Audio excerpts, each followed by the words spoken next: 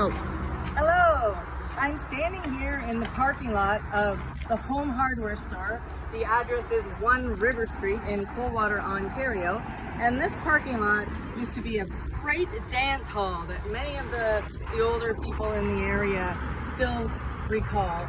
It took up the most of the parking lot right to the edge of the road, and across was Manning's Hardware today, which is the Home Hardware store. One of the busiest stores in town, located at this intersection. For years, the Home Hardware was owned by Al and Barb Watt.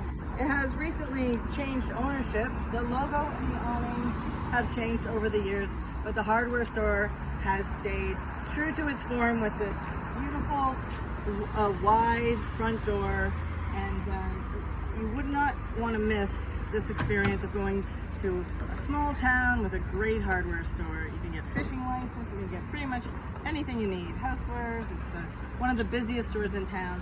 So thank you. Tomorrow we'll head down Main Street for more history. Thank you.